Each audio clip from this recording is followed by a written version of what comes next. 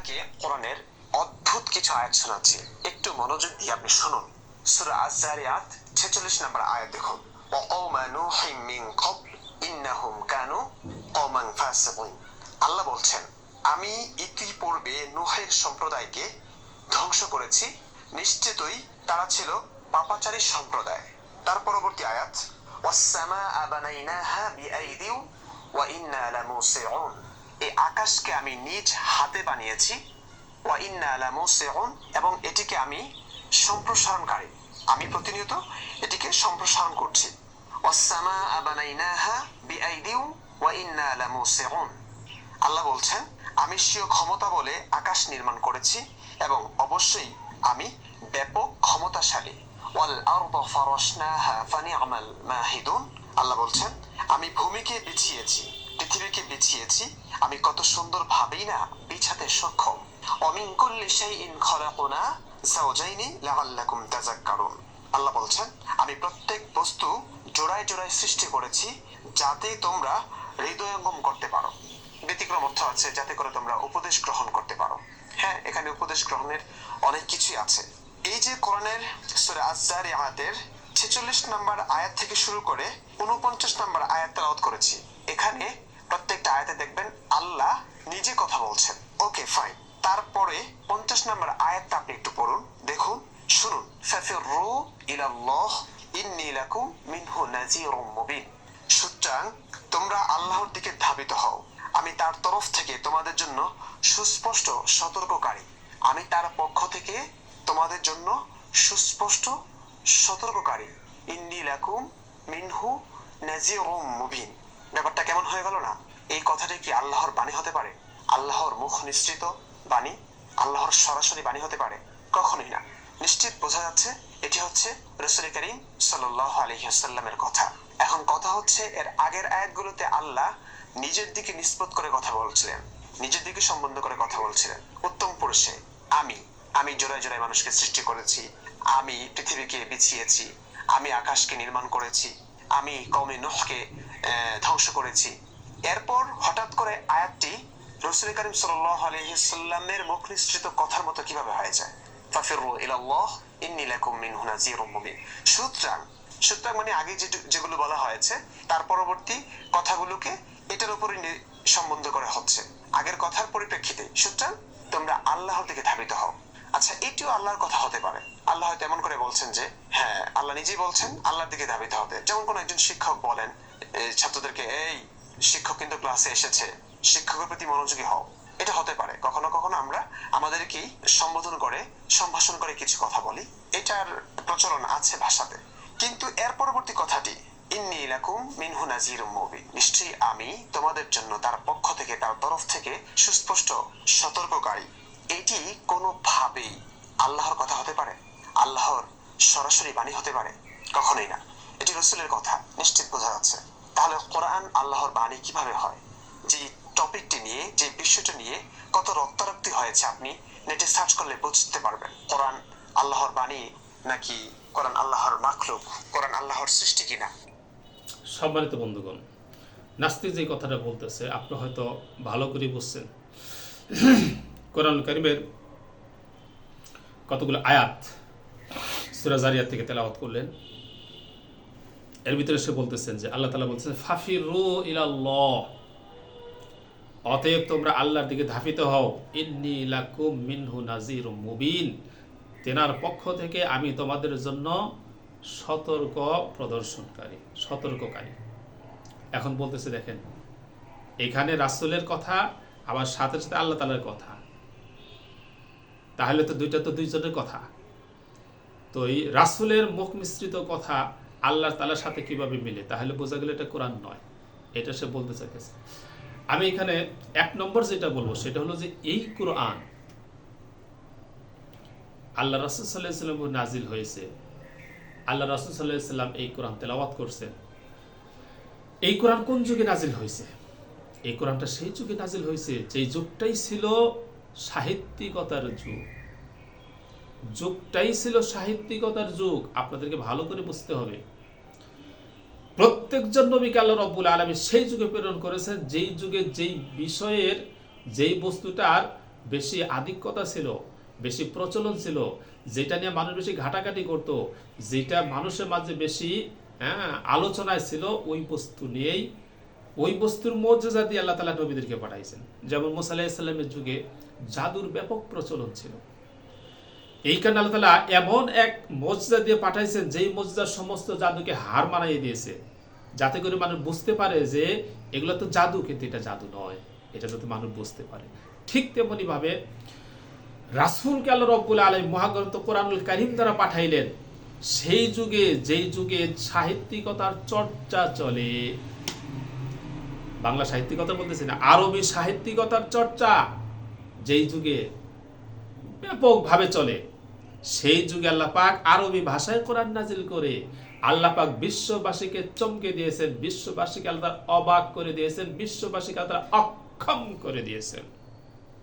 মুসা আলাইহিস সালামের যুগে যেমন সমস্ত জাদুঘরকে অক্ষম করে দিয়েছেন, আল্লাহ পাক সাহিত্যিক ব্যক্তিদেরকে, সমস্ত সাহিত্যিকতাকে কোরআনের সামনে মাথা নত করতে বাধ্য করেছেন। এমন কোরআন আল্লাহ পাক নাজিল করে দিয়েছেন। আমার ভাইরা, নাস্তিকগণ মাথার ভিতরে বলছি আমি অনেকবার, যাদের মাথা প্লাস্টিক হয়ে গেছে। দেখেন, এই যে আল্লাহ রাব্বুল আলামিন কোরআনুল কারীম নাজিল করলেন, একজন এই কোরআন নিয়ে তৎকালীন সময়ে মানুষ সমালোচনা করছে। কি সমালোচনা করছে? তারা বলছে এটা জিনের কালাম, তারা বলছে এটা শয়তানের কালাম, তারা বলছে এটা মুহাম্মদের বানানো কালাম। এখন একটা কিছু বলে তো সেখান থেকে সরে আসতে হবে, এইগুলা তহমত দিয়েছে। কিন্তু এই কথা তারা বলতে পারে নাই যে এই কোরআন সামঞ্জস্যপূর্ণ নয়, এই কোরআনের বাণী মুহাম্মদের মুখ মিশ্রিত, এই কথাও বলতে পারে নাই।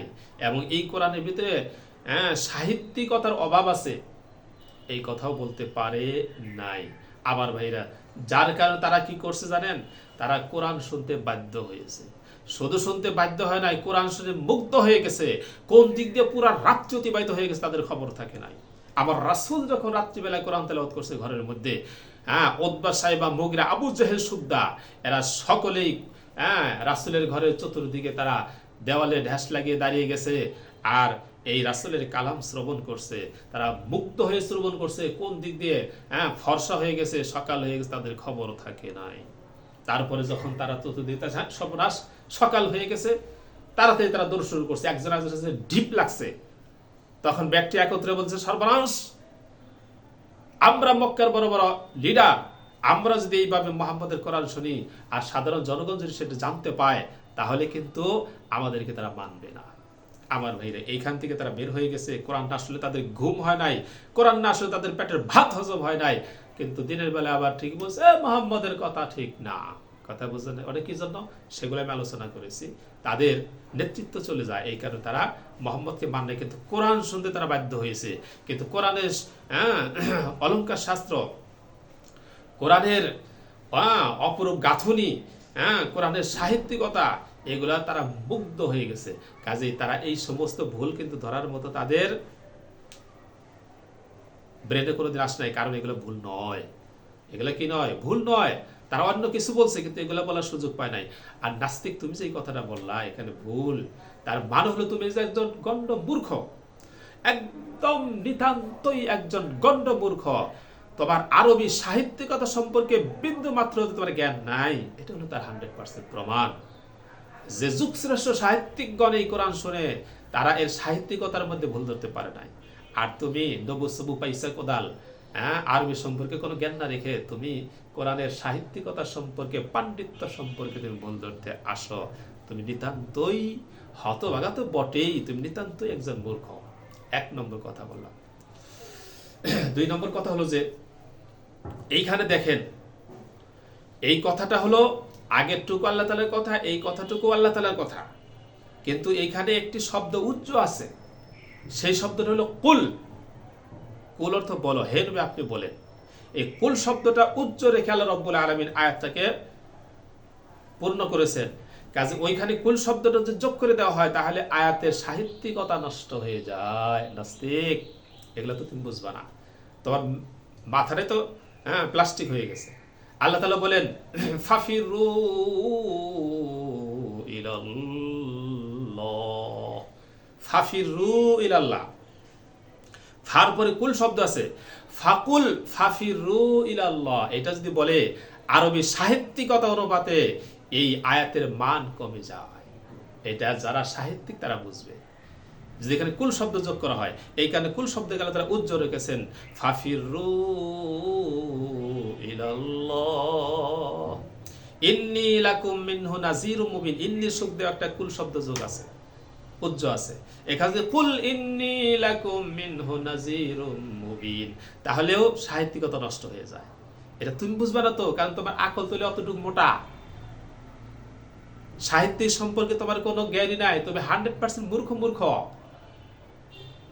বর্বর মূর্খ, যার কারণে তুমি এইখানে বাহ্যিকভাবে তুমি মিলাইতে চাও। এখানে বাহ্যিকভাবে মিলবে না, বাহ্যিকভাবে মিলাইতে সাহিত্যিকতা নষ্ট হয়ে যাবে। ওইটা বুঝছে আরবের যারা পণ্ডিত সাহিত্যিক আরবির উপরে, তারা এটা বুঝছে, তুমি বুঝবা না, কারণ তুমি মূর্খ। কথা বুঝে আসলো ভাই? কাজে এই সমস্ত মূর্খদের কথায় কোনোদিন কর্ণপাত করবেন না। এরা ইসলামের বিরুদ্ধে কথা বলতে গিয়া একজন মানুষ যখন নাস্তিক বানাইতে পারতেছে না, এরা অস্থির হয়ে যেতেছে, পায়ের নিচ থেকে এদের মাটি সরে যেতেছে। এরা সারাদিন শুধু মাথা এদের গরম থাকে, এদের মাথা দিয়ে তাপ বাইরেতেছে, ধুমা বাইরেতেছে। যদি ওই মাথার উপরে একটু পানি ঢেলে দেন, দেখবেন কিভাবে মাথা থেকে ধোঁয়া বের হয়। ওই যে যদি কোথাও কি হয়, আগুন লাগছে, ওইখানে যদি পানি ঢেলে দেন কি হয়, ধোঁয়া বের হয় কিনা? এদের মাথা থেকে এরকম ধোঁয়া বের হবে। তার কারণ এদের পায়ের নিচ থেকে মাটি সরে গেছে। এরা ডানে বামে সামনে পেছনে কিছু দেখতেছে, অন্ধকার আর অন্ধকার দেখতেছে। অন্ধকারই তো যারা আল্লাহকে গালি দেয়, আল্লাহকে প্রেগনেন্সি বলাবে, আল্লাহ রব্বুল আলমিনের রাসূলকে গালি দেয়, আল্লাহ তাআলা মিথ্যা, আল্লাহ তাআলা বলতে কিছু নাই, আমার ভাইয়ের রাসূলকে লুচ্চা বলতেছে, আমার ভাই মদ খাওয়া হালাল বলতেছে, আমার ভাইরা মদের উত্তম পানীয় বলতেছে, আমার ভাইরা পুরুষে সেক্স এর চেয়ে জঘন্য কাম কুত্তাই করে না, এই কাজ করে, আর সেগুলো উত্তম সেক্স বলে। কাজে এইগুলো মানুষের কাতারে পড়ে না। আপনাদের এদের কথায় তো কর্ণপাত করবেনই না, এবং এইগুলার কথাও শুনবেন না। আপনার নাস্তিকদের কথা শুনতে যায় না, শুনতে গেলে পারে আপনার তাদের প্রাণঞ্জলকর ভাষা, হয়তো আপনার কোনো কথা তাদের অন্তরে লেগে যেতে, তাদের কোনো কথা আপনার অন্তরে লেগেও যেতে পারে। এখানে আমি বলবো নাস্তিকদের কোনো কথাই আপনারা শুনবেন না।